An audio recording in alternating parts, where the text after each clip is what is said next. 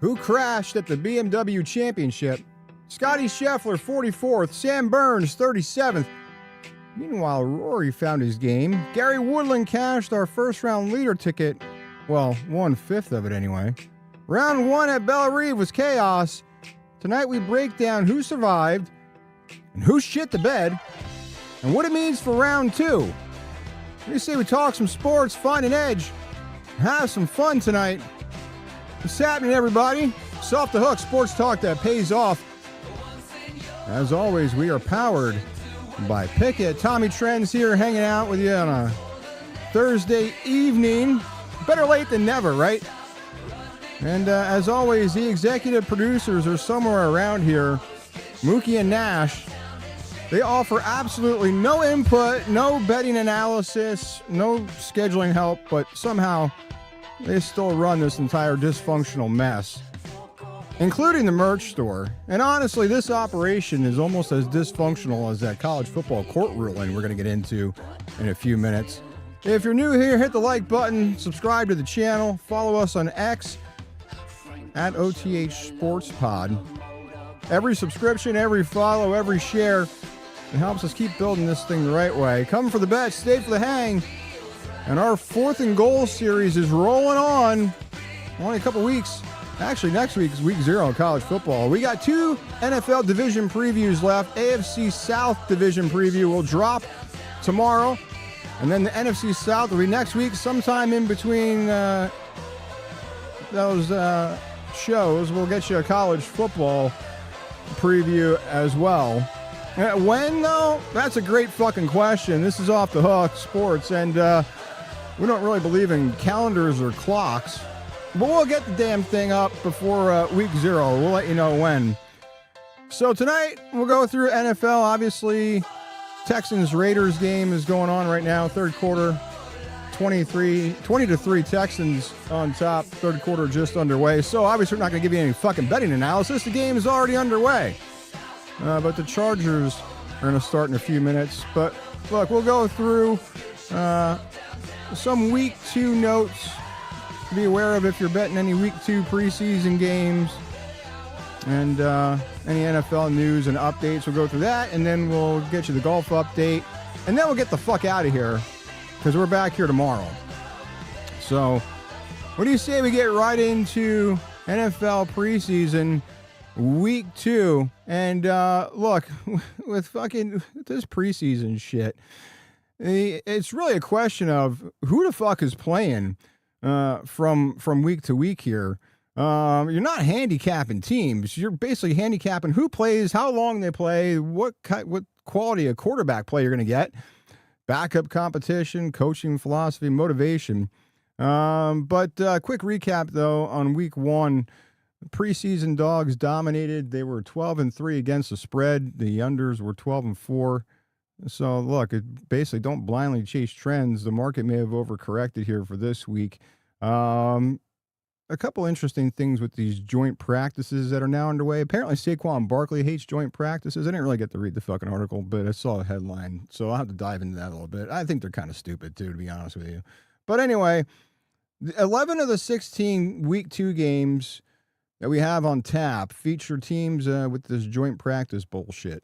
So historically, though, the trends have leaned to where you're going to get historically lower scoring in these games.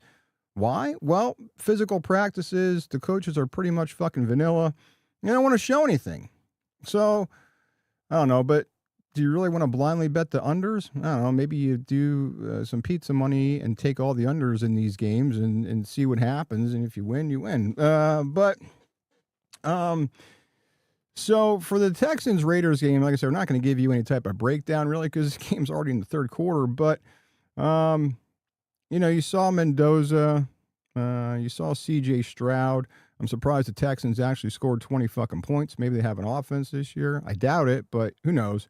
So we'll see. It's really, like I said, it's a question of who's playing, how much they're playing, how motivated are they? But again, it's preseason, whatever. But you can be profitable, though, betting. We keep saying that on here because, again, you get the information, right? There's more information that's given out in the preseason than during the regular season. So it makes it interesting to bet, and you can be profitable here. So, but the Chargers 49ers game about to get underway here. Now you had no Brock Purdy, no Mac Jones in week 1. Curtis Rourke battling a chest injury, had breathing complications. So who knows if he's going to play or not. There's also a lot of offensive line questions for the Chargers. As of Monday, we're probably not going to. As of Monday, they said we weren't going to see Herbert, and that seems to be the trend as the week went on. So it's probably the Trey Lance and DJ Laley will get the work tonight for the Chargers. So pretty much been the case all week to say no Herbert. Now, yesterday, Kyle Shanahan, still not talking about the car accident debacle, but did say that Brock Purdy is likely to play tonight and actually going to start against the Chargers. So we'll see what happens. If anybody has the fucking balls to ask Kyle Shanahan some more questions about his car accident, that'd be fantastic. The only person who has any cojones to ask him or dig into this is Tony Farmer. And listen, don't know Tony Farmer, just found his information. The guy's actually an excellent reporter. So go on YouTube, type in Tony Farmer. I think he has the Last Man Standing podcast, and I think his other podcast is Tony Talks. Guy's doing a fantastic job breaking this whole Kyle Shanahan thing down. So if you're interested and want to get into that, he also goes into the Vrabel Diana Rossini mess too, because that's still there, even though Mike Vrabel wants to pretend it's not. So if you want more info on that, go check him out, because it's definitely a good follow, and the guy's doing a hell of a job. It would be great if we could actually get that type of reporting from these fucking talking heads like Schefter and fucking Schrager and these network idiots. But at least Tony Farmer is proof that a good non-biased journalism still does exist in this fucking country. Because typically it seems like it's not. You just get a bunch of talking heads on these networks that just want clicks. And, look at the whole Shams Charania. That guy's fucking career is cooked with the fucking whole Lakers mess. What an idiot. Anyway, back to football, though. So the Chargers tonight, if you're looking for a trend in this game other than the under, listen, this Chargers team, which, by the way, our AFC West preview is up on our YouTube page at OTH Sports Pod under the 4th and Goal series. So go check that out. Listen, I love Mike McDaniel as an offensive coordinator, and I'm excited to see what he can do with Herbert and this Chargers team. And if you've seen any clips from him in practice, this guy looks like he's having a hell of a time. It's like he can't believe. It's like he's probably thinking to himself, man, I was given a shit sandwich in Miami, and why the fuck did I take that job with Tua? And now he sees what a legit quarterback looks like, who can actually sling the fucking rock. And, it's just, he looks like he's a different coach. I always liked Mike McDaniel. A little weird, but we all are. But again, I think this Chargers team could be good. And now here's the caveat, though. The caveat to that is, can they keep Justin Herbert off the fucking ground? That dude's been sacked so many fucking times in the past few years. If they keep him off his back and keep him upright and give him a chance to make plays, this Chargers team could be a damn good team. And I said it in the preview that it's going to be a battle between them and the Chiefs for this division. And I think it's going to be like a game separating these teams, really. Would not be shocked if the Chargers won the division. Wouldn't be shocked if the Chiefs did either.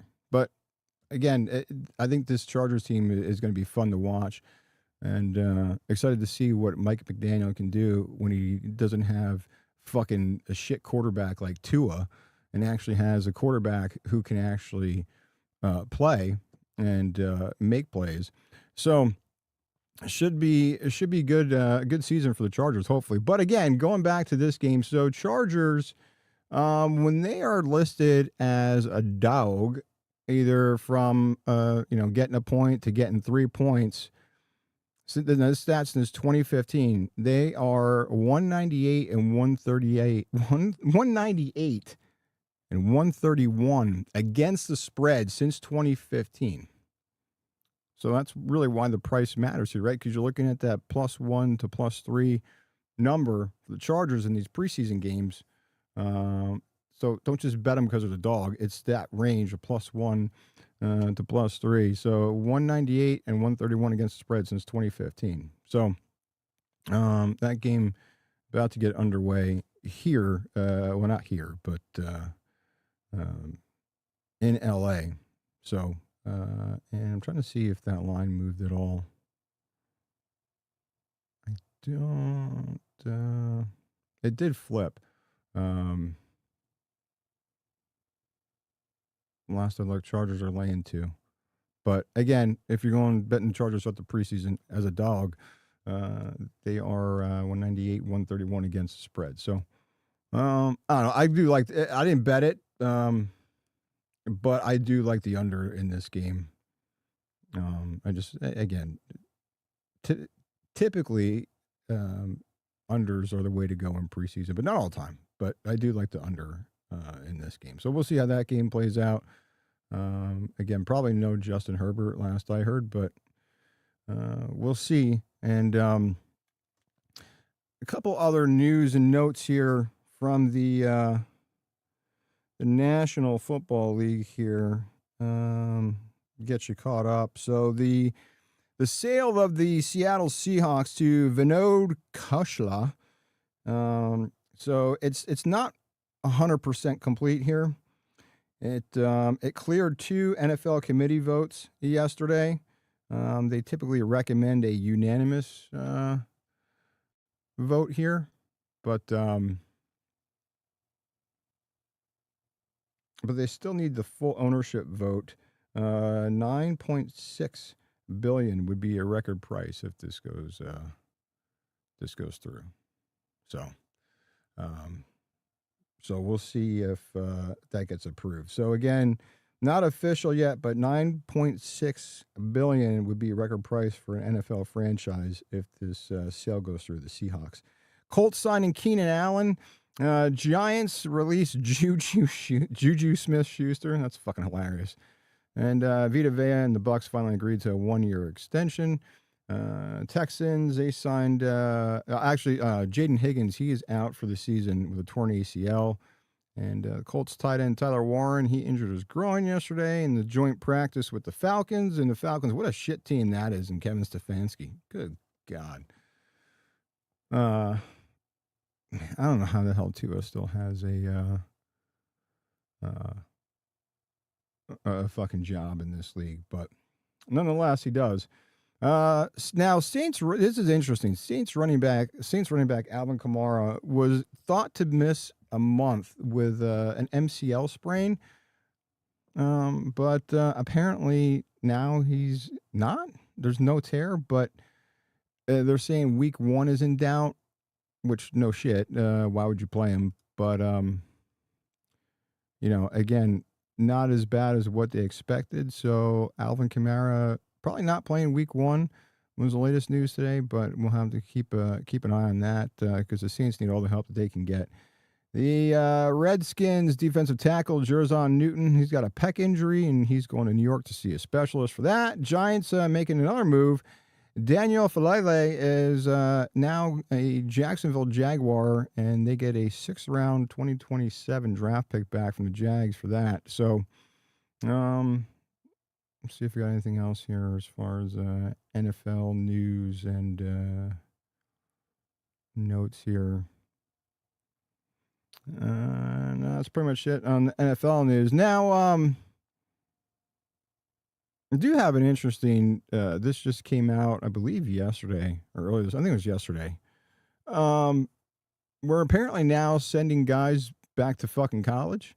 I mean, this shit just keeps getting dumber. Like, what the fuck are we doing here? We really just reached a point where guys who are literally on an NFL roster are now able to go back to college. And you can't make this shit up. And I'm about sick and tired of everything going to fucking court with everything. Like, It's just every fucking thing's got to go to court. Everybody's got to have a fucking say in something. They got to have their hands on something. So allegedly now, well, not allegedly, this actually was a ruling. A Louisiana judge granted temporary restraining order that could allow multiple current NFL players to go back to college football. And some of the notables, well, the Browns, they need all the help they could get. But Daquan Wright, he could be going back to college. Wyatt Williams from the Cardinals, he might be going back. Anthony Hankerson from the Seahawks. Now, according to the report, these guys have expressed interest in being released from their NFL contracts so they can go back to college. And if the teams release them by September 1st, they could actually join the college roster under this restraining order. Listen, I understand the argument here. They're citing the whole COVID eligibility mess. I get it. But why the fuck are we still talking about COVID years later? But nonetheless, we still are. In different classes got treated differently. Yeah, I get it. And then again, the NCAA, what a dysfunctional organization that is. Changing rules. And guys are suing because they feel like they got screwed. Like, I get all that. But at some point, we got to use some fucking common sense here. If you're on an NFL roster, you're in training camp with an NFL team, you're playing preseason games, you're actually competing for an NFL job, you should not be able to say, you know what, never mind, I'm just going to go back to college. Right? I mean, and the whole timing of this thing makes it even crazier. Right? We are literally 2 weeks away from the start of the NFL season. This isn't February. This isn't before the draft. This isn't, somebody deciding, do I stay in school? Do I enter the draft? The fucking rosters are built. Depth charts are set. I mean, guys are grinding through camp, maybe competing for a job, a roster spot. And then now some guy who spent all training camp, an NFL facility, OTAs, all that shit, could just potentially walk back into college and go right back on the roster. What the fuck are we doing? And not only does it fuck over the NFL team, but think about the college team. So you have now whatever player, take your pick of these 14 or so players who could potentially be going back to college. Now you're taking that spot away from a kid now who moved into that spot and now gets a chance. Now, how the fuck does that coach, what does that coach do? It creates a bunch of fucking drama that's not necessary. So now you're taking playing time away from a kid trying to develop and maybe get a chance to go to the NFL just so you can go back and have one more year of college eligibility. And some of these guys, they're probably doing it because they know they can get more money through an NIL deal in college than they can in the fucking NFL. Right? So, I mean, this is a giant circus. College football with NIL has become a giant fucking circus. Right? It's I mean, you don't even know who's on the roster. I mean, but prior to all this shit, you knew who was on your roster. You knew who you were playing, who your rivals were, what conference team, how your conference shakes out, what your schedule looks like.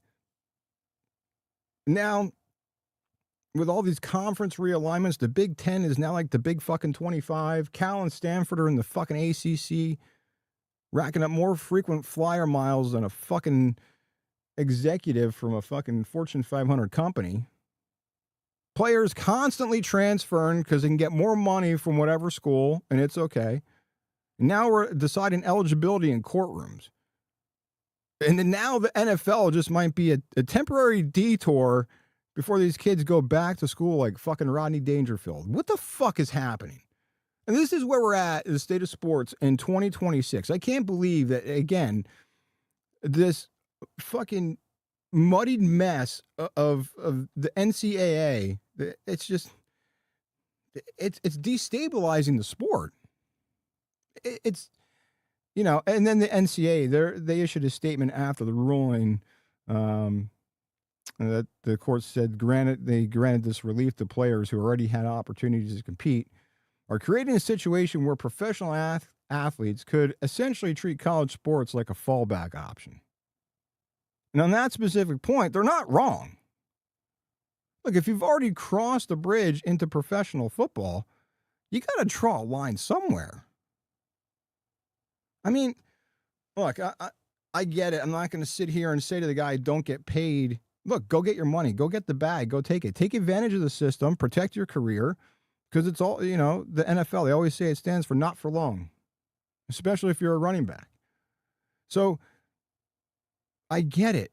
But there's a difference between player freedom and a system with no fucking boundaries. That's just, literally the Wild West. They just make this shit up on the fly, and then whatever court will now offer an injunction. It's like they just keep trying to find whatever court will side with them. Oh, here's now a restraining order. Here's an injunction. Oh, whatever the fuck's happening. And then this happens. Look, at some point, college football teams have to know who is actually eligible to play, who's going to be on the roster. I mean, that seems like a pretty basic requirement for these schools, but no, the NCAA, come on back. You guys can come on back. It's mind blowing. What a time to be alive with all this shit in sports in 2026. Look, there's got to be boundaries somewhere. You have now just opened Pandora's box with this restraining order, injunction, whatever the fuck we're calling it. I mean, literally, college football is starting. Week 0 is next week. NFL is 2 weeks. And we have this shit going on. I mean, it's unbelievable. It's unbelievable.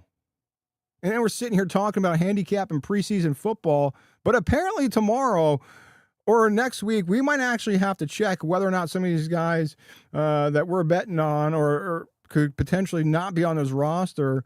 Are they in the NFL? Not in the NFL? Are they in college? Does that affect the some of these college teams and betting? And what does that do to their? It's just it's wild. But nobody seems to be able to get a handle on this or figure it out. Other than getting court rulings that just creates more mess instead of more stabilization within this sport. It's literally ruining college football. I mean, and then, I don't know. I guess this is now the state of football in 2026. And I don't even know, this is probably another topic. I'm just on a fucking roll tonight. I don't understand the hate for Pat McAfee. I don't get it. Like, I don't understand. But yet everybody eats up all the Jason Kelce fucking bullshit. Jason Kelce, I have had enough of fucking Jason Kelce on every fucking thing, and now the guy's going to be calling football games. You know what? You might not like Pat McAfee, but Jason Kelce and guys like fucking Schefter and Peter Schrager and these other clowns that are on ESPN, they don't have a clue what the fuck they're talking about. At least McAfee knows how to grind and started from nothing in a fucking like basement studio and worked his ass off. Right? You might find him annoying, whatever. That's fine. That's your opinion. But everybody, look, who cares? It's more entertaining. College Game Day is a hell of a lot more entertaining with Pat McAfee than it ever was. Like, I like Kirk Herbstreit, Desmond Howard, take it or leave it, whatever. Lee Corso, love the guy, but his time has come. Right? McAfee brings a different energy to that set. And if you ever watched the alternate broadcast with him and his crew, it's a hell of a lot better sometimes than listen to Buck and Aikman. More entertaining, if that's your flavor. And if it's not, whatever. But it's just, everybody's just banging on the guy. ESPN hasn't been good since Dan Patrick left. That network is a fucking shambles. Now, the one thing I hope which it looks like more and more is going to happen. Allegedly, when McAfee went to ESPN, it was only a licensing deal. And hopefully it stays that way, because once ESPN gets their hands on shit and has a say in stuff, then it's going to start devaluing the product that he's going to put out, because they're going to start censoring shit. But again, I don't get it. All this other shit going on, and people are banging on Pat McAfee because he put out a fucking country album. And I'm not on the Pat McAfee payroll. Do I like the guy? Yeah, I think his show's great. Do I think it's as good as what it was before he went to ESPN? No. But I still think it's one of the better sports shows out there. Still, I don't. There's some things that he did before he was on ESPN that he doesn't do now. But as far as, there's still, you watch on YouTube, it's unfiltered. You can't watch on ESPN because everything's beeped out, which is fucking stupid. It's 2026. There's bigger problems than worrying about FCC beeping out somebody saying fuck or shit or whatever, right? I mean, come on. These kids hear worse. There's 5-year-olds that have worse mouth than I do, and that's pretty hard to do. But, it's the same thing like with the golf broadcast, where you're watching like on ESPN Plus and you hear the players yell and curse and they try to beep it out. Dude, come on. But I guess college football and the state of football in 2026 is just complete shambles. So more to come, I guess, with this restraining order, injunction, whatever the hell this Louisiana judge ruled. But we might have like 14 or 16 or however many guys I said going back to college football. If that happens and you're one of those teams involved, if that player was a starter before they left, they should not get that roster spot back, because now you're taking it away from a kid who worked his ass off in the offseason, preparing for the season, thinking he had a chance. And now because some dipshit wants to come back to college after you've already been in the NFL, you could steal that roster spot, which is ridiculous. I don't even know financially. Personally, they should not get, if they were on a scholarship, their scholarship ended when they left for the draft. If they want to go back to school, pay the full ride. That's how it should work. They shouldn't even be able to go back at all. But that's where we're at with football in 2026. The Texans on top of the Raiders, 20-10. Third quarter, minute left in the third quarter. So that's how that one's shaking out. And I don't know, do we have a score yet in the Chargers 49ers game? Let's see if there's a score there. No, that's halfway through the first quarter in L.A. at SoFi, Inglewood. All right, but so that's a scoreless game halfway through the first, and Texans on top of the Raiders 20-10. Third quarter, just about over a minute left there. So more football tomorrow, more week 2 preseason stuff tomorrow on tomorrow's show. But that's all we got for football tonight. Let's go to Bellerive Country Club in St. Louis, Missouri. We'll get you caught up on the BMW Championship, the round 1 leaderboard, and what happened there today. A lot of chaos here at Bellerive. This is unbelievable. It's just what happened today. Of course, we had Gary Woodland for a first-round leader at 45-1. And for like 85% of the day, Gary Woodland is solo, your outright leader for round 1. And then all of a sudden, 4 other fucking clowns come in. And we now have a 5-way tie for first. So our first round leader pick cashed. Well, 1/5 of it cashed anyway. But Gary Woodland, I love Gary Woodland, and I hope he just goes wire to wire and wins this fucking thing. But last night, our Tee to Green episode is up on our YouTube page at OTH Sports Pod. That is your complete BMW Championship betting guide. And if you're new here every week, On Wednesdays, we give you a complete betting guide for the golf tournaments and the PGA Tour.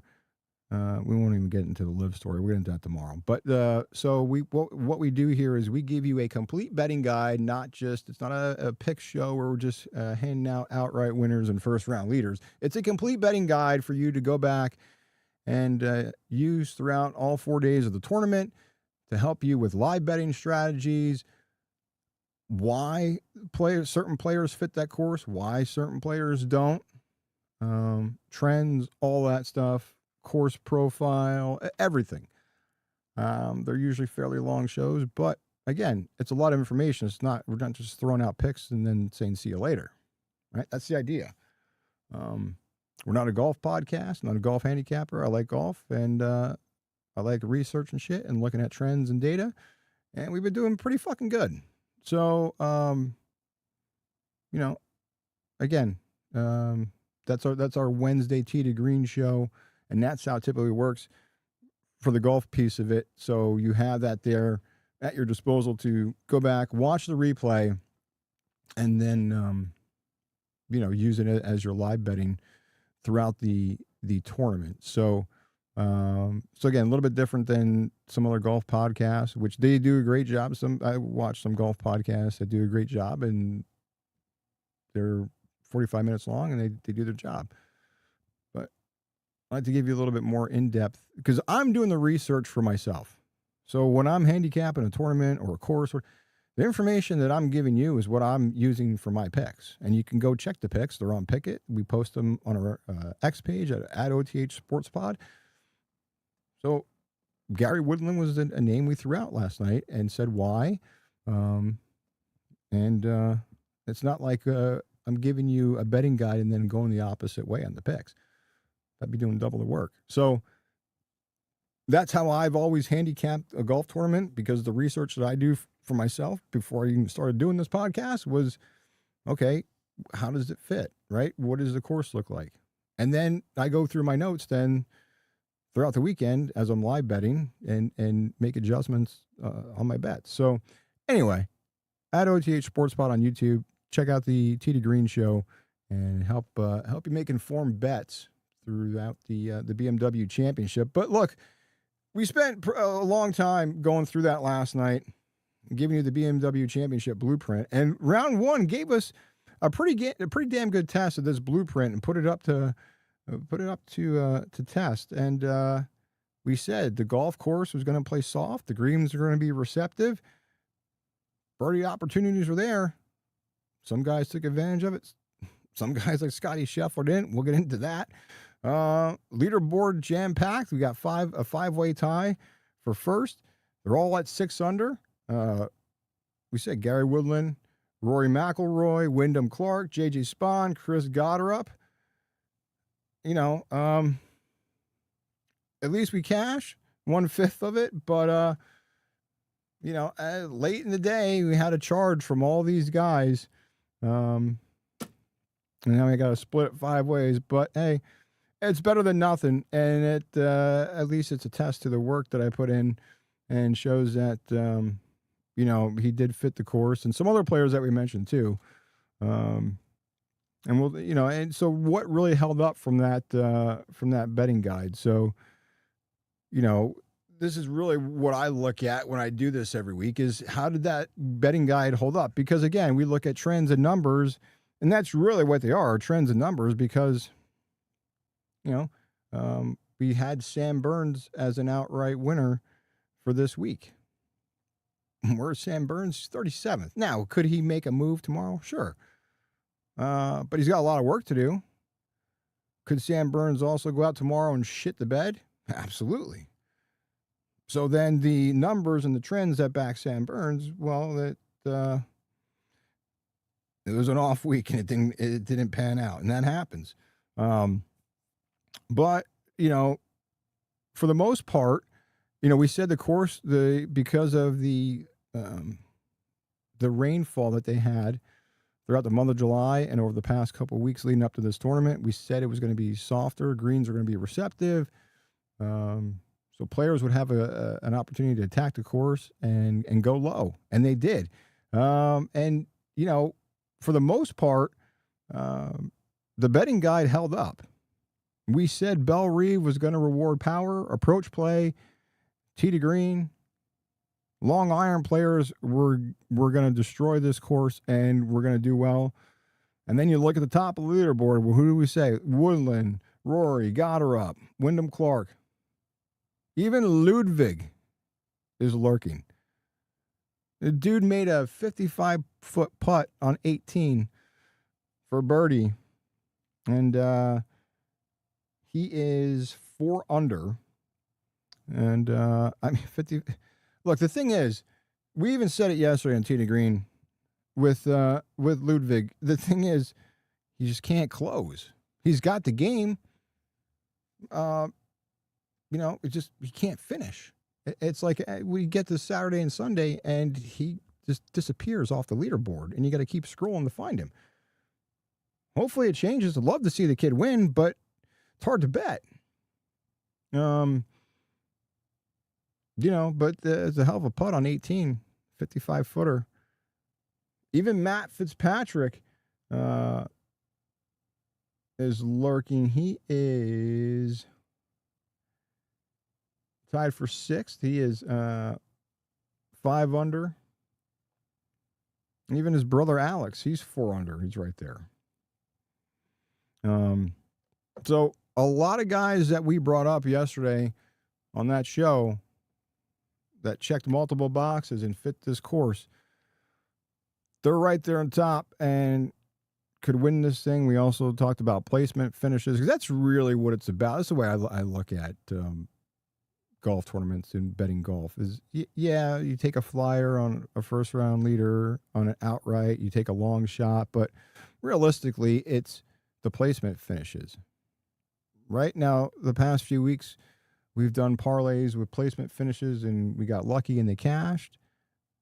Right now, it's like a 50-50 chance if some of these are going to cash or not that we took a flyer on. But, again, I like the placement finishes. I also like the round matchups. That was part of our card that was posted today. Even score. I didn't get into the scoring ones, but I might tomorrow. Like under whatever they set the number. I mean, I don't know. Gary Woodland under 68.5 for his round. I like playing those too. But the round matchups, I like that, because that gives you with the betting guide and researching this and giving you guys the information. That's where you can get, how the guy's playing coming into this. How has he played this course in the past or similar courses, which is all in the breakdown. But I'll tell you what, Rory, I'm not a Rory fan at all. And if you've listened to the program, I don't bet Rory. I don't like Rory.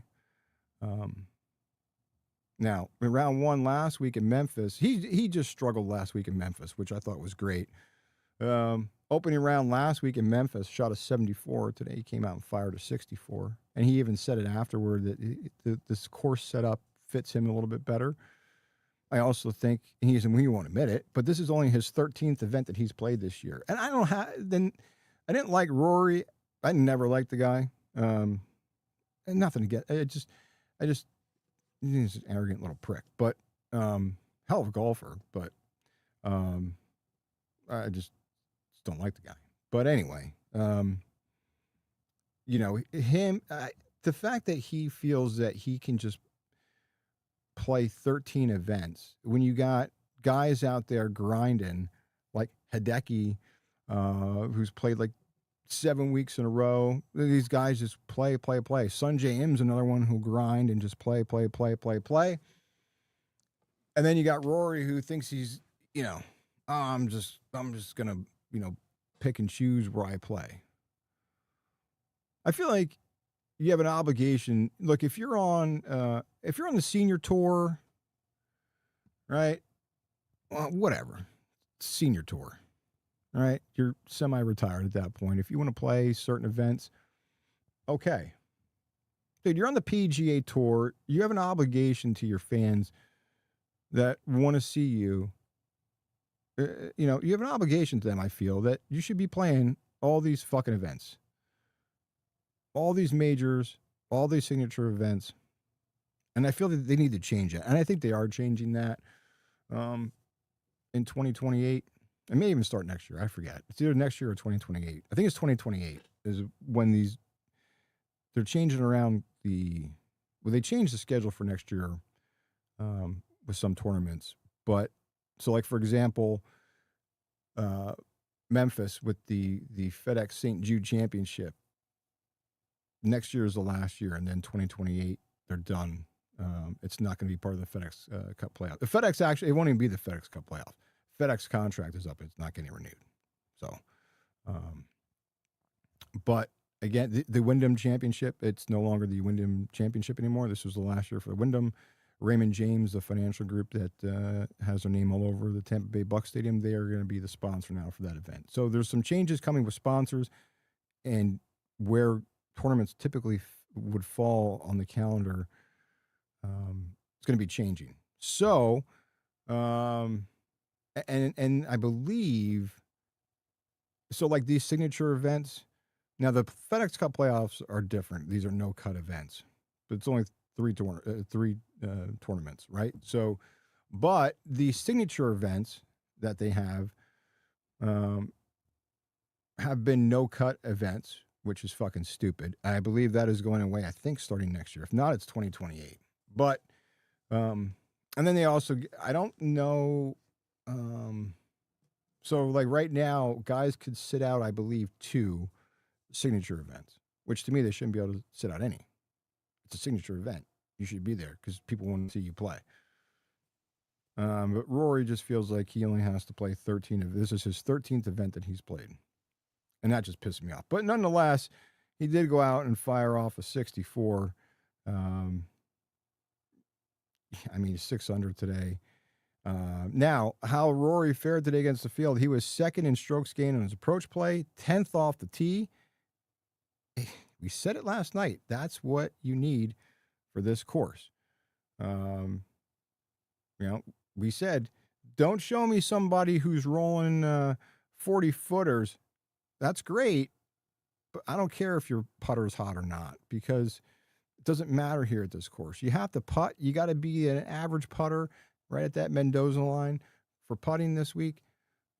But again, we said, give me guys who show me great ball striking. And Rory did. Now, it started off a little shaky because I thought it was funny. On hole 8, par 5, I believe, let me see here, because I wrote this down because I thought it was funny as hell. So he was playing with Xander Schauffele today. I think the same pairings tomorrow. So it was a 604-yard par 5, hole number 8. Schauffele striped the fucking tee shot, his approach shot, put it on the green, eagled the hole. Rory's tee shot, which was hilarious, shanked that fucker so far left, went off the cart path. He's hitting from the rough under a tree, had a layup. But, he recovered from that. But still, it goes to show this guy is so arrogant that he thinks he can just play a couple events and go out there and compete. Now, again, he did fare well today and shot a 64, but I just hate that, right? But, again, those numbers, second in strokes gained on his approach play, 10th off the tee, that's what will get it done here this week at Bellerive, right? Now, and I'm not just saying it because I don't bet Rory and I'm not a fan of the guy. I would continue to fade Rory. To me, this 64 means nothing. If you want to back him, go ahead, and we'll get you the odds, but he is now the outright favorite to win this tournament, which I don't agree with, but nonetheless, if you like Rory, feel free to take him, but you won't see me bet him. But he did do well. Apparently Nash doesn't like him either. So, and we'll talk about Scottie Scheffler. You want to talk about a guy going in the wrong direction. What the hell? Scheffler was just all out of sorts. We thought, maybe last week, finally being able to put another win on the board for 2026 after the 6-7 month drought of not winning, which, again, it's terrible to say that because the guy is so good that him not winning for a few months is a drought, where you have guys who haven't won in years, and that's okay with them because it's so damn hard to win week in and week out. But Scheffler was so used to him winning that you're like, oh my God, when's he going to win again? And then he looked good last week. And you think, all right, well, there's stats that back up, I think is 12 of the 19 FedEx Cup playoffs have had multiple winners, repeated winners, right? So guys who have won multiple times in this 3-week stretch. So, and Scheffler looked great last week, so it was like, all right, does he win again this week and just steamroll through this thing? Well, not after today. He's tied for 44th. He's 2 over, 8 shots off the lead. At one point, Scottie Scheffler was dead last. And again, it's only 50 guys. And what makes, so why these guys tend to have multiple wins in this 3-week stretch is because the field keeps reducing. You go from 70 to 50 to 30. So guys who can get on a roll tend to continue to steamroll through this and pick up multiple wins in this FedEx Cup playoffs because the field keeps reducing week in and week out. So, but Scheffler, at one point, dead last. He made 4 bogeys in 5 holes at one point. Does his swing just look loose? Putter was ice cold. Even I forget, one of the announcers said that golf is just a funny game, and it is. I mean, last week he looked invincible. This week he looked like me and every other amateur golfer at a Muni course on a Saturday. I mean, thank God for Scheffler, there's no cut. So it isn't over, but he's got a lot of work to do if he's going to make a run at this thing. And I do actually have a couple clips here from Scheffler from today. So let's get to these couple clips here. This is dreaded start here, the BMW Championship for Scottie Scheffler. From a similar distance the putt he missed in the last hole. Ooh. Wow, that was rude. Goodness. I can't believe that didn't take that left. This is nasty. I mean, that's just... Yeah, the orange couldn't brutal. believe it. That's just brutal. I mean, this is... Oh, my gosh. What a stretch of holes this has been. And... From a similar distance... I mean, you got to feel for the guy. It's brutal. And then there's Sam Burns, who we had as an outright winner. And, you know, just like last week, we thought this was one of the better fits for Sam Burns on tour. And Sam Burns has played really, really, really well. His profile fit. And this is where he really had to be honest. Like we said, not every player who checks every box is going to fire every round. Burns fits the model. Scottie fit the model. But they just fucking just came up short and just looked like your average amateur golfer, your average 20 handicapper. That doesn't mean the model was wrong. It just means you play like shit. And golf does that. It's like I said, the even announcer said golf is a funny game. It's just, you know, it'll do that to you. So those two guys got a lot of work to do if they want to be in the mix come Sunday afternoon. So we'll see if they can get a jump start tomorrow. They got to start moving tomorrow, or they're pretty much done. Now, if you, again, Scheffler is like 3-1 favorite to win this thing. And we'll get you the betting numbers. But again, if you like Scheffler and you didn't want to take him pre-tournament, pre-flop, whatever, maybe you think now, take a flyer on Scheffler now.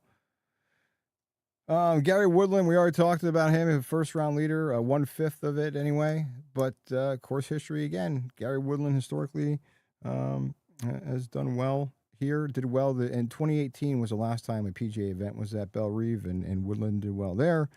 On similar courses, he's done well. And he checked multiple boxes, and he delivered. He was your 36-hole leader here in 2018 for the PGA Championship. He finished top 6. Look, Gary Woodland might be 41 years old, but he can still move the ball. He's one of the better drivers of golf ball. He's got the distance, first round scoring numbers, and historical data checked, and fired off. I think in 2018, his first 2 rounds were 63 and a 64, and he comes out and shoots a 6 under 64 today. And this from Gary Woodland, this was the shot of the day. There were some other good ones. The Xander approach shot on 8 to eagle that hole. Ludwig's 55-foot putt on 18 close out his opening round, 4 under for 66. But this right here from Gary Woodland, this is hands down the shot of the day here. To Randy Smith. Love the little down conk, little abbreviated follow through. Oh yeah. Watch out. Oh yeah. Watch out, Gary Woodland. Yes, sir. What a day. 6 under. What did you say about the work he's been putting in? Good on him, man. This is one of the best stories. To Randy. What a hell of a shot. 97 yards out and holes out for eagle. I mean, that's the shot of the day right there. And then a few comments here from Gary after his opening round 64 today. When I've gone through some treatment and when I'm doing it, when I'm struggling, I put my hand on my heart just to remind myself that I'm alive, and if I can feel my heartbeat, I know I'm breathing. And I've done that this year to just try to slow my heart down and tell myself I'm safe, and I'll be all right. So if you're not familiar with Gary Woodland and his story, remarkable story. He had brain surgery a couple years ago, and has PTSD from that. It's been trying. From his standpoint, he says it's been longer than he would have liked for him to recover from that, but nonetheless, he's out there grinding every week on tour while Rory McIlroy is picking and choosing where the fuck he wants to play. But you got a guy like Gary Woodland who's out there grinding and, doing his thing. And they asked him just his routine and his putting and putting his hand over his chest when he putts. But he's talked about that, about how he tries to just calm himself down as he's walking, hold the hole as he's playing. I think his story is just incredible that he's out here and just a couple years ago had brain surgery. So, and he did win earlier this year, so he might make it two wins this year. So good on Gary Woodland. Hopefully that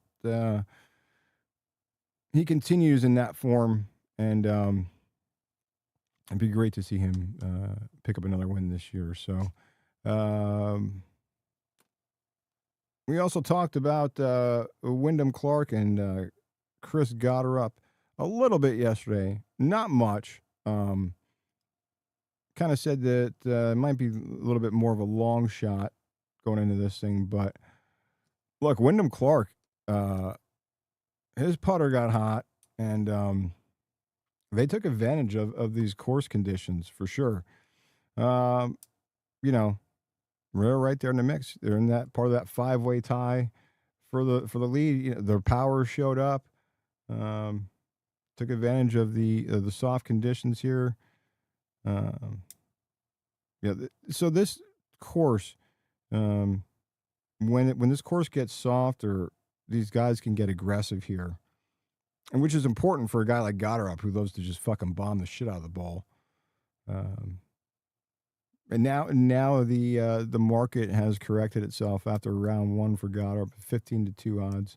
Same as Wyndham. He looked really comfortable today. So the recent rains making the fairways play a little bit wider than normal. The course fits Wyndham well, and this is the profile we were looking for. There was a clip of, I don't think I have it, there was a clip of Wyndham Clark with one putt that he rolled in. It was a hell of a putt. And then if you look at Matt Fitzpatrick, his brother Alex and Ludwig. Look, they're right there behind the leaders. Michael Thorbjornsen right there, all at 4 under. And there's not random names. Matt Fitzpatrick was in our betting guide yesterday.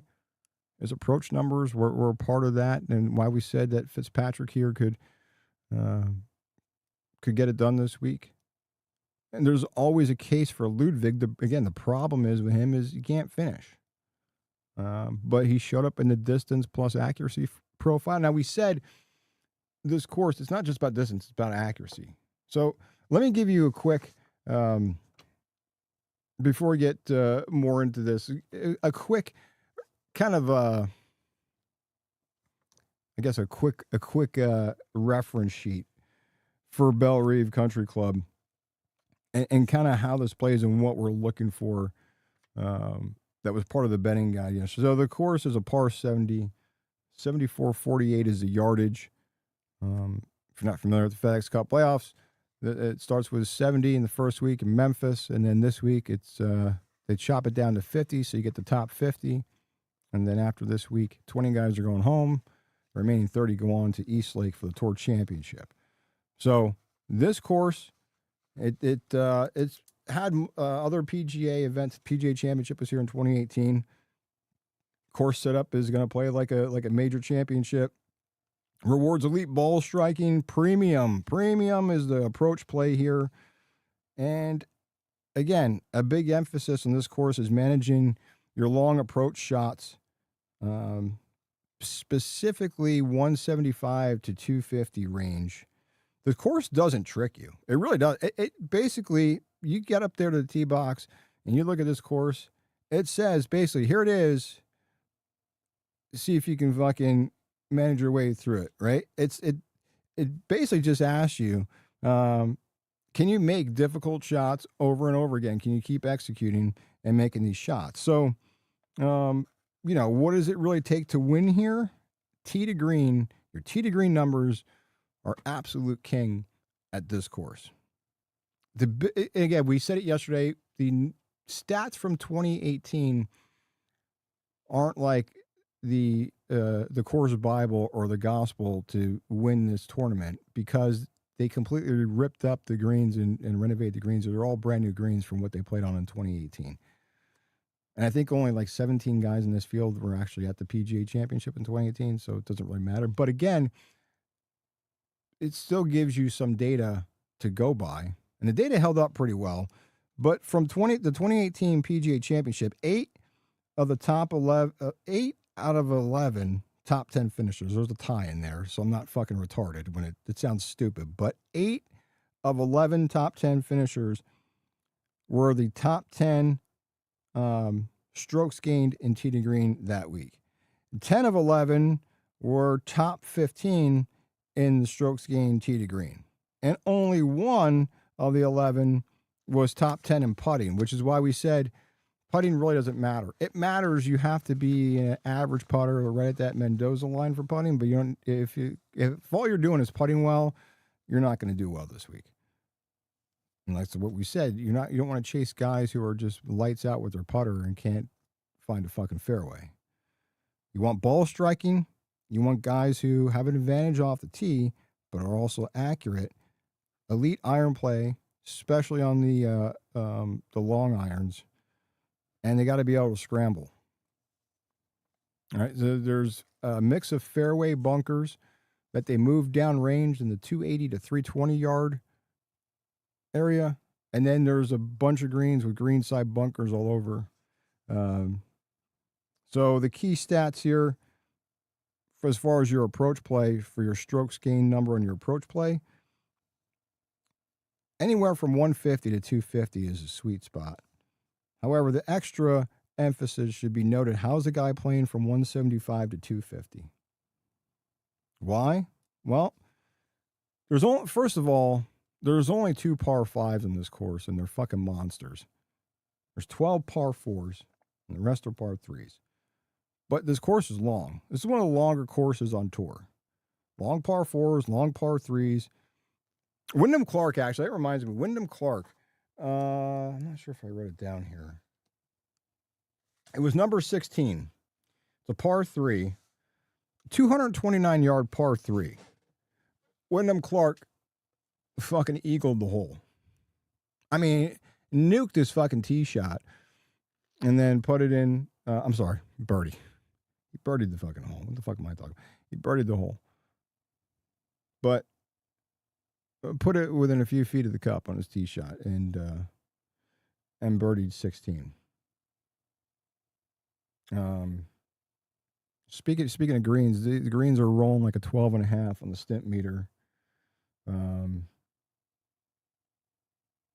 also, speaking of approach play, it is worth mentioning this rough is a mix of fescue and Kentucky bluegrass. It's 4.5 to 5 inch rough. And you watch some of these shots, these guys try to hit out of the rough, and they just fucking die. It just eats it up. Scheffler had one. I forget what hole he was on. The greens are 7,500 square feet, by the way. So you want to say, oh, well, that's a lot of green. I got a lot of room to work with. Yeah. I'm on the green. Yeah. The green and regulation number is just a number. You got to look inside a number and see what their proximity is. Because of the large green complexes, they might have hit the green in regulation, but now they have a 40-foot or 50-foot putt for birdie. So because there's only 2 par 5s, which is typically where you have your scoring opportunity and can make up strokes, you got to be a good scorer on par 4s because you don't have the par 5 opportunities. You only got 2 of them. But again, when you look at the way with this 4.5 to 5 inch rough, if you're hitting your approach shot from the rough, you have like a 42% chance of hitting the green in regulation versus if you're hitting from the fairway, it's almost 80% chance.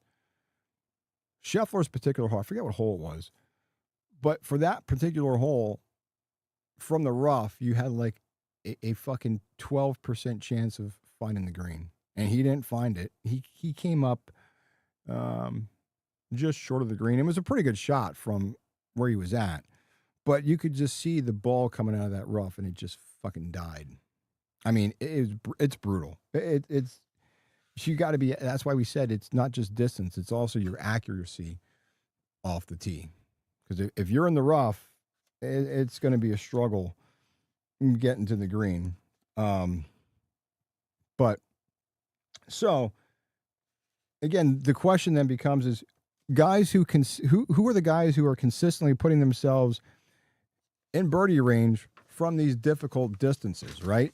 So again, we said distance matters, but it's also your control or your accuracy. You got to have power. You got to be able to have the carry distance.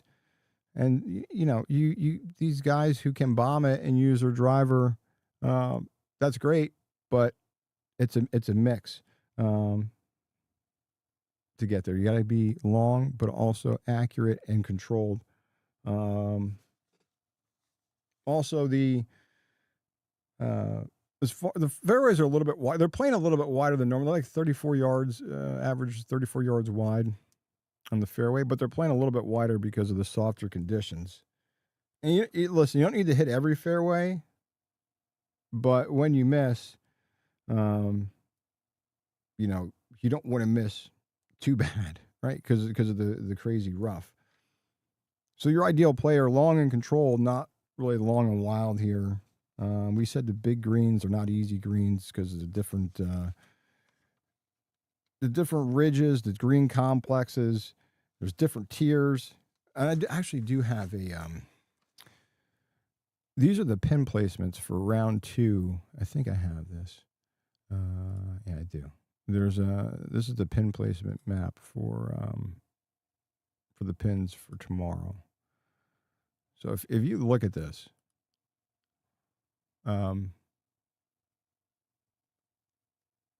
so let's look here at the top, hole 7.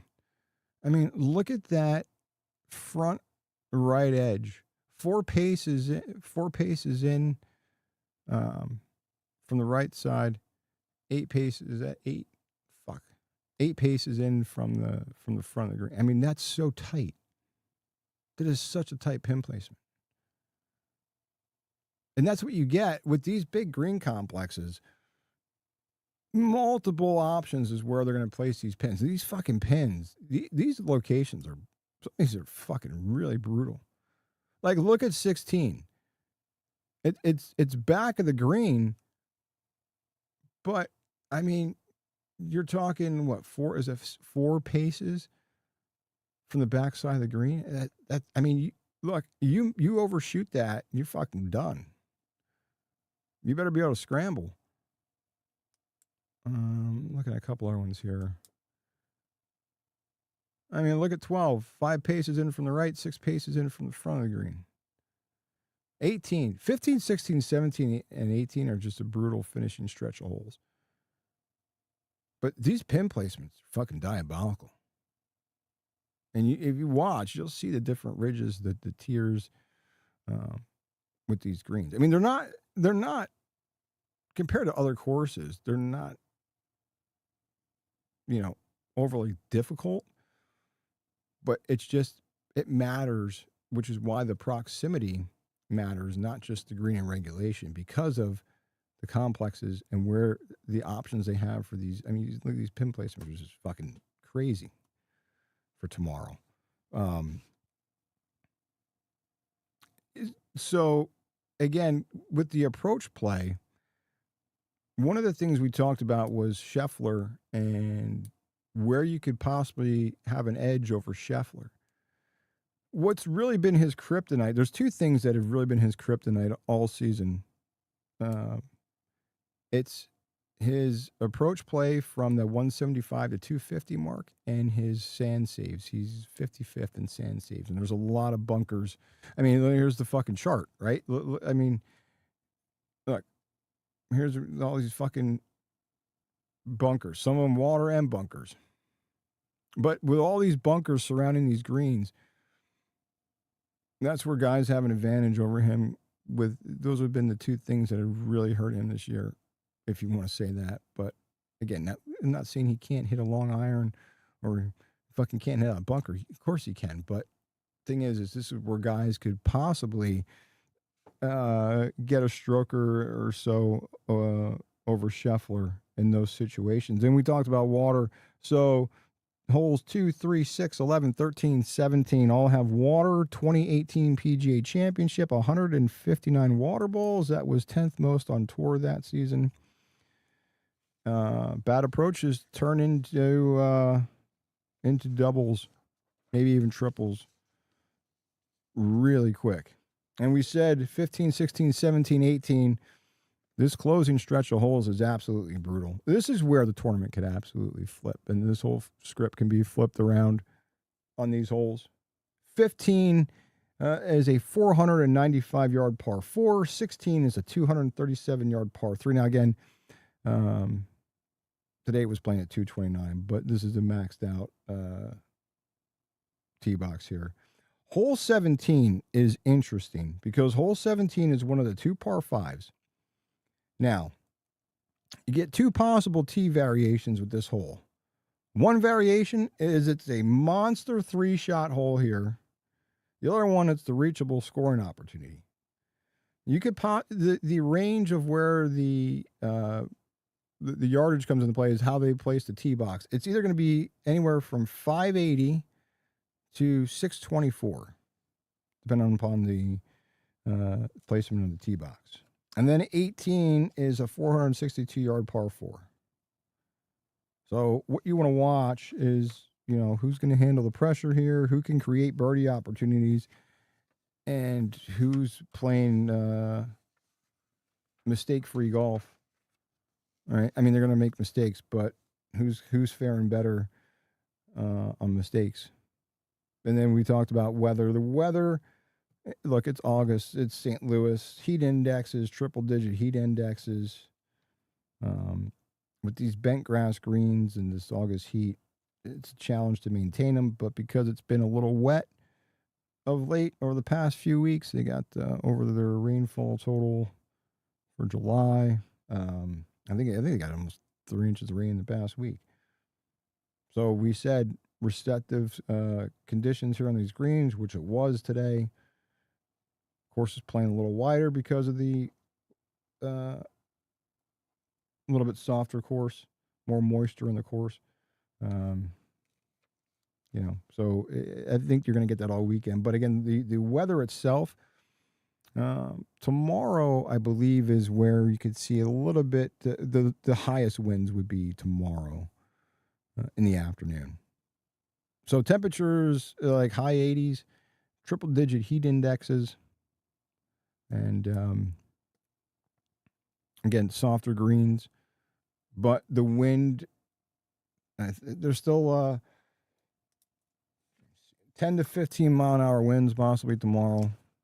There's conflicting reports on the winds. But again, the rest of the tournament, Saturday and Sunday, should be like very little wind at all, just hot and uncomfortable. So again, morning tee times typically have the advantage with the afternoon wind. Also the afternoon threat of, again, it's August, summer, St. Louis, the threat of thunderstorms. So again, elite ball striking, strong strokes gained on your approach play, long iron, guys who do well with long irons do well here. You have to be comfortable on these long courses. You got to avoid mistakes. You got to take advantage of the birdie opportunities that you're creating for yourself. Also, if you do well on bent grass putting, there's also some trends from how guys fare well on past the BMW Championships, even though the course rotates every year. But some guys just do well this time of year. Patrick Cantlay's one. And then the comparable courses. And we also said strong par 4 scorers here as well, which Scheffler is. Scheffler's typically also a monster on a par 70 course. Today, not so much. But and we said, how do you beat him? Well, his 2 kryptonites are you beat him from 175 plus on the long iron play.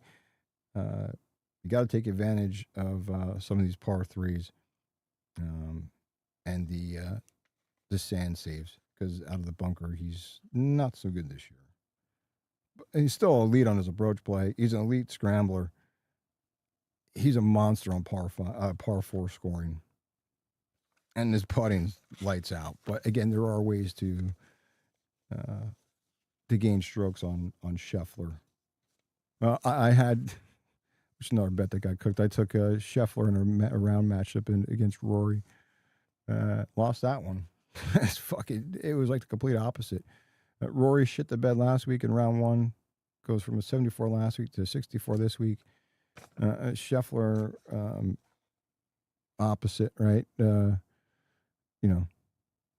Couldn't find a fairway, couldn't find his putter. Everything was just fucking terrible for Scheffler. 2 over 72. It's like the complete opposite of those two guys. But I guess so that bet was cooked with the. I thought for sure just Scheffler would come out and play a lot better. But again, he still has 3 days left. So real quick, if you're looking at heading into the weekend as far as live bettings, this is what I would ask myself as I live bet. So feel free to use it. The blueprint that I laid out, does the guy fit that blueprint that I handicapped for the player profiles that fit it and the course profile and how the players fit? I'm not looking at, he went low today and shot a fucking 61 or a 64 or 63. I don't care about that. Look at, is he gaining strokes tee to green? How is he holding up with his irons? 4.5 to 5 inch rough. How is he managing out of the rough? And is he making putts or is he striking it well? Because again, I don't care if the guy's a hot putter. It has to be, I'll take a elite ball striker here at this course over someone who's got a hot putter. So just some tips for you. That's kind of the quick guide for the BMW Championship this weekend. But the rest of it's on Tee to Green on our YouTube page at OTH Sports Pod. You can go through and get more info there. So bunched up leaderboard heading into round 2 tomorrow in Memphis. There's 19 players are within 3 shots of the lead heading into tomorrow. Scoring average Thursday was right around 2 under par. So birdie opportunities are there. Some guys took advantage of it. Some guys didn't. Unless this course firms up, which I don't know. I mean, again, there's threats of showers and thunderstorms in the afternoon and the rest of the weekend, but the course is already so saturated and so moist because of the rain they got over the past month or so, as well as the past week or so. So unless the course firms up, you're not protecting par out there. You're just going to have to make these birdies and take advantage of these opportunities. That's what's going to matter, especially for the bubble guys. So if you look at some of these guys who are on the bubble, to note here, Jake Knapp. So, I mean, for him, it's pretty much go low or go home. He started 36th. So, again, he was outside looking in because top 30 advance. And now he's tied for 12th at the round one.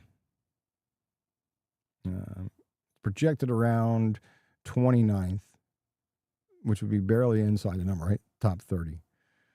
Justin Thomas, Patrick Cantlay, they were 44th and 43rd, respectively, coming into this. Both solid opens, both sitting tied for 12th.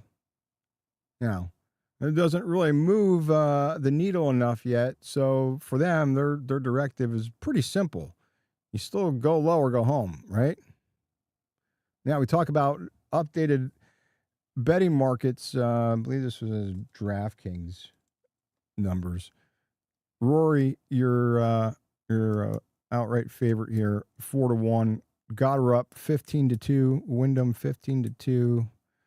Fitzpatrick 19-2. JJ Spawn 12-1. Oberg 13-1. Gary Woodland 13-1.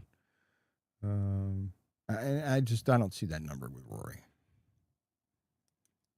Dude, it should be a lot higher than that. I just don't. Whatever. 4-1 for Rory.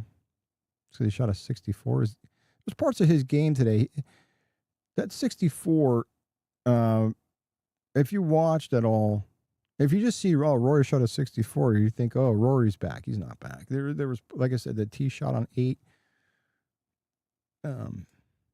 He was just really good today at masking his inefficiencies in some of these holes. But I don't think I wouldn't say he's your outright favorite. Gary, to me, if I were to, Gary Woodland at 13-1, I'd absolutely hammer that if you don't have Gary Woodland. Looking here, who else is... Matt Fitzpatrick is another one. Thor Bjornsson is another one as well. I'll take a flyer on.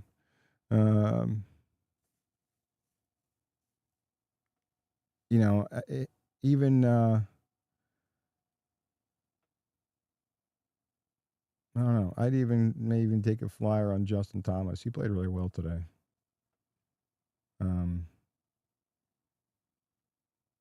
There's always a case for Ludwig, right? But he just can't finish. That's what scares me about him. Let me take a look at some of these other numbers here.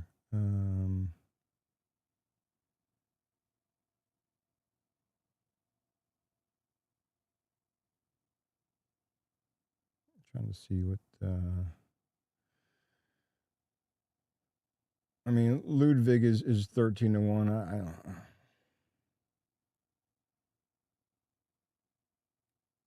Patrick Cantlay.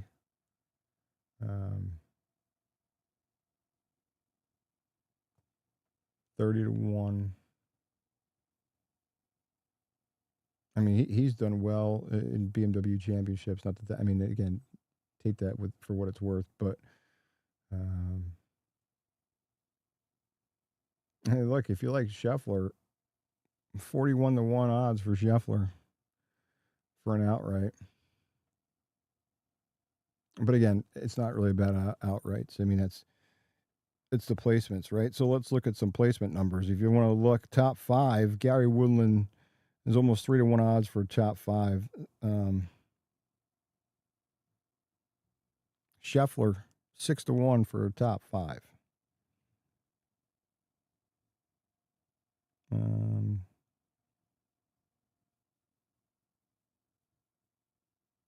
Scheffler for a top 10, 2-1.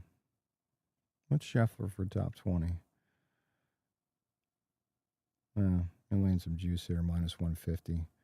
But look, Scheffler, again, he's 44th, but he's got to be at least 500 tomorrow if he wants to think about doing anything the weekend and make it a run at this thing. So, Scheffler top 10 right now. It's 2-1. It's not bad.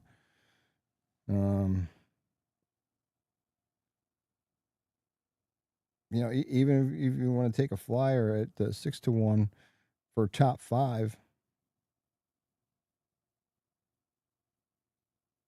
Trying to see some of these other guys. If you think Sam Burns can make a charge, 16-1 for top 5. The fuck is he for top 10?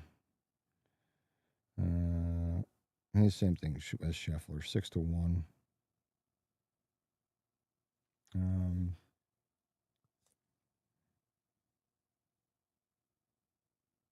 Yeah, I don't know. The Rory 4-1 is I just can't see him as outright fair. He even admitted he's not completely comfortable with his swing.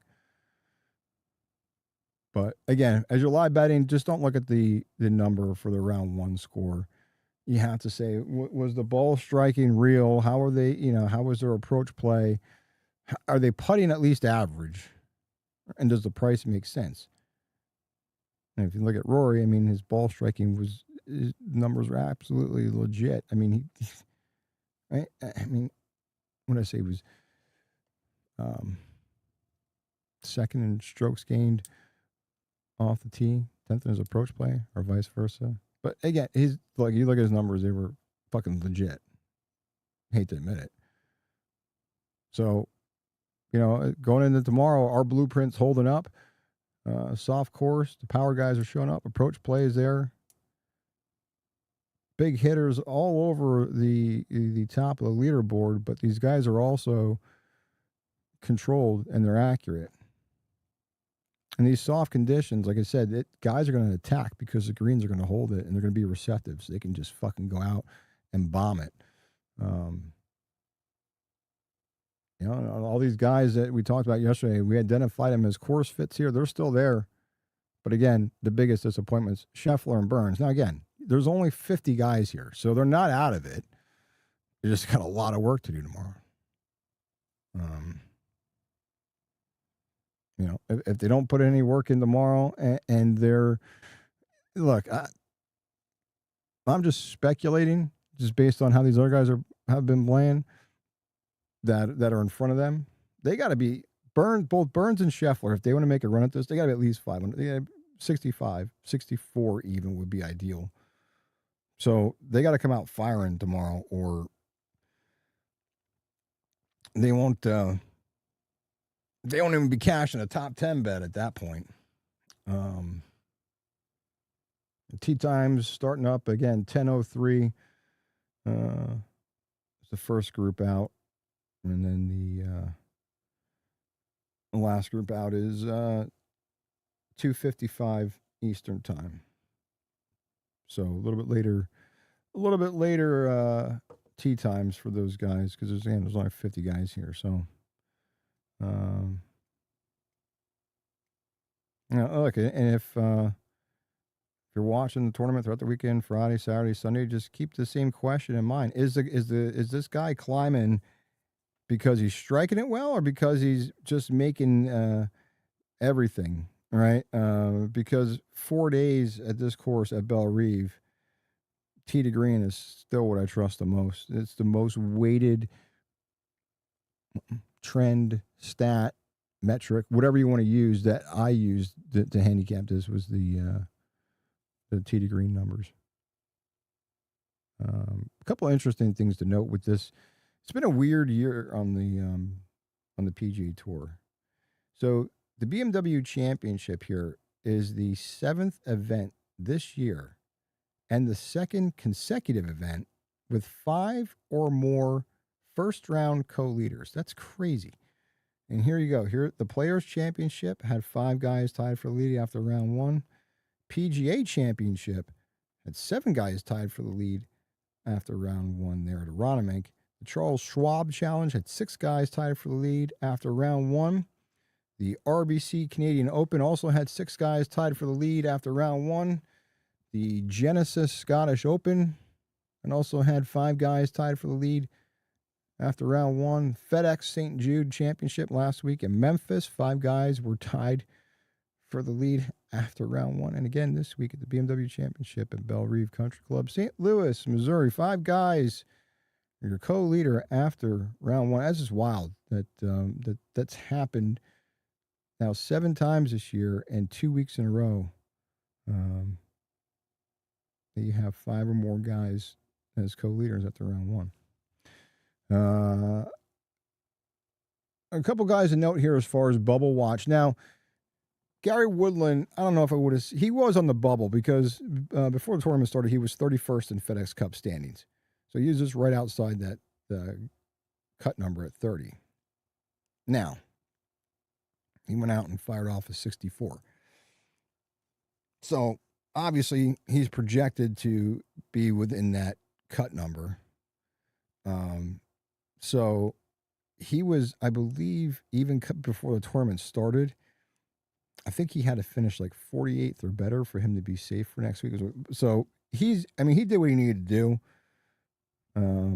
So Woodland right now is really safe. Then we talked about Jake Knapp a little bit. So he started the week 35th in the FedEx Cup standings, shot a 67. He's now projected at 29th, so just inside the number. Again, one good round suddenly changed it for him. He's now sitting comfortably there. But these guys, Woodland is the safest out of this group in my opinion. But someone like Jake Knapp, he can't go out and shoot a 72 tomorrow. He's got to stay like 2-3 under if he wants to stay inside that number of 30. The other side, you're looking at Kurt Kitayama. He started the week inside the bubble at 28th, but his 2 over shooting a 72 today drops him outside now. He's currently projected to miss it, and he'll be sitting around 31st. So look, it's volatility here, right? One bad day, one good day, the entire season changes. So projected top 30 bubble has Knapp at 29th, Fowler at 30th.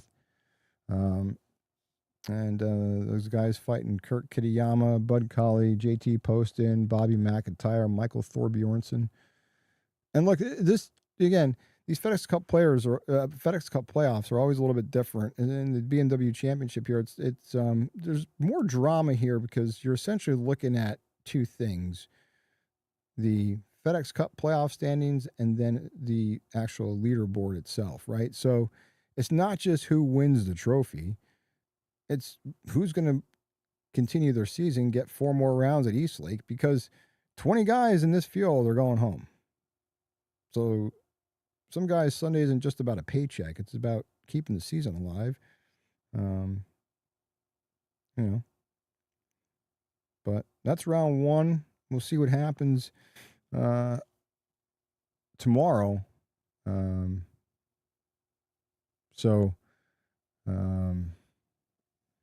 to see if I got anything else for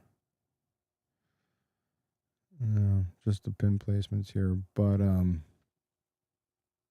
a couple other things before we get out of here. We didn't talk any baseball today because, to be honest with you, the MLB slate was, in my opinion, complete shit. Yesterday, most teams that played yesterday, later yesterday and today was a travel day before they start weekend series. So MLB slate was complete shit, had no plays in baseball. Better slate tomorrow as everyone's going at it tomorrow. So we'll be sure to have a Pikkit play of the day and MLB plays tomorrow. But there are a few things here before we get out of here that was interesting over the past few days with these MLB news highlights, whatever the fuck you want to call it. So this is from the other day in Wrigley, where this knucklehead Cubs fan shoved a girl just to get a fucking home run ball. You guys see this Cubs fan just shove a girl today? So PCA, he's gonna homer again. This guy is having some fucking year. I'd love to see the little fella win NL MVP this season. So the broadcast is going to cut to the bleachers during the home run. I want you to watch this girl and this pencil neck right here. So the girl is going for the home run, and then this pencil neck with his stupid fucking bracelet and his fucking micro penis arms are going to go in and push this girl out of the way. Unbelievable. So you got the girl there, you have the penis in the Kenny Lofton jersey there, and he is going to go in and get the ball, and he's going to shove this girl, stiff arm, Derrick Henry stiff arm her out of the way. I mean, are you fucking shitting me, man? Somebody is gonna locate this guy, and he is fucked. Who wears a fucking Kenny Lofton Cubs jersey? What the fuck? What an asshole. All right, this is definitely one of the worst calls. This is from the Marlins-Phillies game a couple of nights ago. This is absolutely terrible. So I need you guys to watch this play in the Phillies-Marlins game. The bases are loaded, 2 outs. And the Marlins, they look like they're going to tie the game up at 4 3-run double. I'll pause this right here for a second because I had Marlins money line on this fucking game, and these motherfuckers, this shit call is definitely a bad beat for me because it did have Marlins money line. That even might have been the Pikkit play of the day that day. I forget, but I had the Marlins money line. And this call completely, the Marlins would have won this game. There's no doubt in my mind. They were playing a lot better than the Phillies. But carry on. We'll watch this shit call here. In the corner, but hold the fucking phone. This bastard umpire who's standing right there calls this a foul ball. Ump's right there, and he misses this call completely, takes a wet shit down his Dockers. Now, this is a huge series for the Marlins. Now, they only have a 13% chance to make the playoffs on Kalshi, but they're only 3 games out of a wild card, so this was huge. So the Marlins, they're heated, and they challenge this call, but the problem is you can't assume all 3 runners were going to score, so only 2 score. It's now 2nd and 3rd, and it's 4-3, instead of being 4-4, and the manager, rightfully so, he's heated. Now we fast forward, 2nd and 3rd, 2 outs, 1 and 2. Sure enough, Phillies get out of it. So now we fast forward to the 9th at 6-5, 2 outs, man on first. Remember, the game should be tied right now.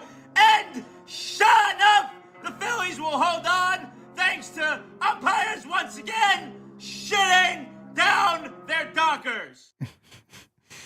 And we'll stay in Philadelphia. I have nothing to say on this one. So this is pretty funny. So Bryce Harper is going to foul one back into the stands. And I want you to look at the catcher and the umpire. Both turn their heads. They're looking in the crowd, right? And now you have the pitcher looking at something. You have all 3 of these guys looking into the stands. Well, what could have happened? This is just superb. This is great. Look at this fan right here. Bam! Holy shit! It's always the fat donuts, man! Look at this spill! Fuck, that hurts! I mean, I could watch this all day. So not only is this kid, this bastard, gonna completely whiff on the baseball, he's gonna go head first, run into the seats! Fuck, how is that possible, man? I mean, I could watch this shit all day. Look at this quarter pounder! Kablam! Oh, fucking A. Going back to the Pete Crow Armstrong home run, I don't know if that was the same game. I don't remember if that was the same game. But the other night when the game that went 10 innings,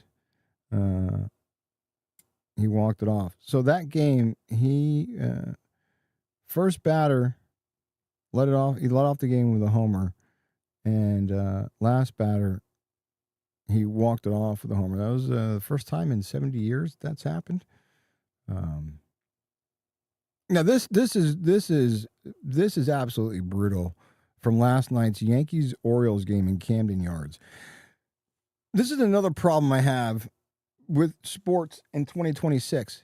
How the fuck do we not have cameras on the foul pole And how the fuck do we not have cameras on field goal posts in football?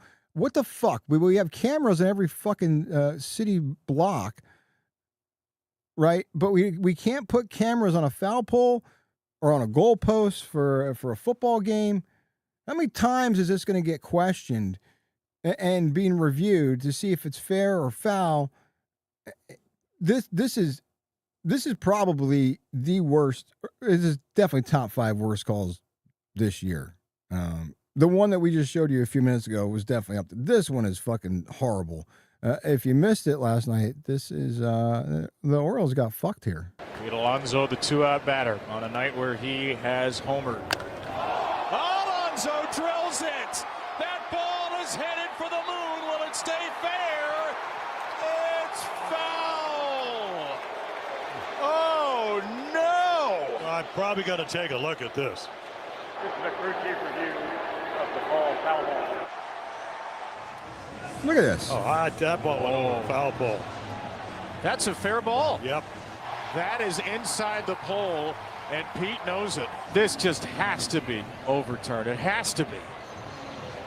And here we go. Here's Will Little. After review, the ball in the field stands. Oh my gosh. Come on, Will. What the fuck are we doing? Strike 3. Pete's going to have his say here. Greg Alvarez comes out because he doesn't want Pete to get ejected, and he'll make a pitching change, and he'll probably say a few things. Fucking polar bear got fucking robbed. That is fucking. That's so fucking egregious. What are we doing? Look, I get it. All right, you got the live call wrong, right? I get it. But how do you get the replay wrong there? I unbelievable that they even got the fucking replay wrong. Like, I don't know. It's just mind blowing that we don't have cameras on these foul poles, goal posts at football games. That's a no, like, what the fuck? Put the cameras on, and I mean, and of course, then the fucking, of course, the Orioles lost 5-3, right? I don't know what the fuck we're doing. But that's all I got for baseball, because like I said, the slate was complete shit today. That's actually all I got for this fucking show. Longer than I thought, but we talked a little bit more golf than I thought. But wanted to give you guys like a quick recap of the Tee to Green episode from yesterday and what to watch for as we move into the weekend, because so far the player profiles and the info we gave in the betting guide has held up so far. So we'll see if it holds out the rest of the 3 days, but that's a wrap for tonight. Look, if we gave you a reason to think a little bit differently, hopefully you laughed a little bit, maybe you found an edge or an angle that you didn't have before you tuned in. Well, that's what it's all about here at Off the Hook. We'd love to have you along for the ride. Subscribe on YouTube. Follow us on X at OTH SportsPod. Every subscription, every follow, every share helps us to continue to grow this thing the right way. No paywalls, no VIP packages, no subscription fees, just sports talk, betting insight, community people looking to get a little bit better every day. As far as look, the Raiders beat the Texans 22-20. Comeback win for the Raiders tonight. And this 49ers-Chargers game here. 49ers about to go into halftime here. 17-3 49ers on top of the Chargers at SoFi.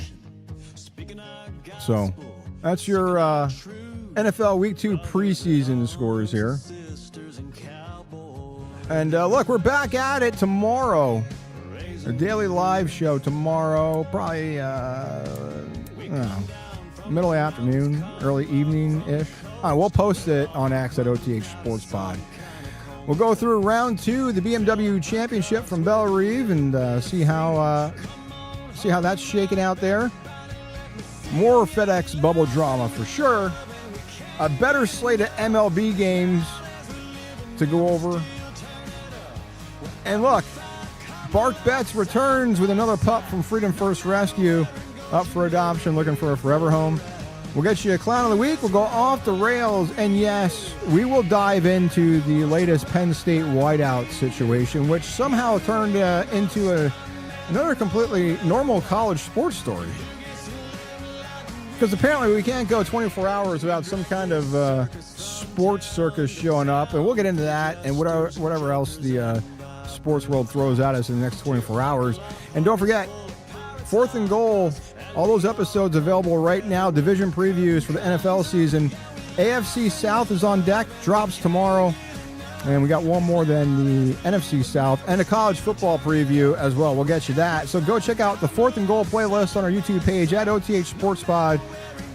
Breaking down the division, the rosters, offseason moves, betting angles, futures, all that good shit on 4th and Goal.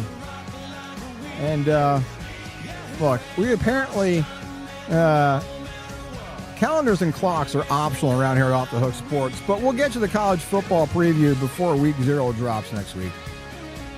I'm Tommy Trends, and as always, Mookie and Nash, well, they're already staring me down, wondering why I'm still talking instead of taking them for a walk. This is Off the Hook Sports Talk that pays off. As always, we are powered by Pikkit. Remember, sports books don't give refunds, so remember, do your homework. Shop your lines with Pikkit. Never stop looking for an edge. Good luck on your bets tonight. If you have any, had any. Good luck on your BMW Championship bets if you got any. Live betting. Let's cook the books. Let's cash some tickets this weekend. It's walkie time for me and my boys.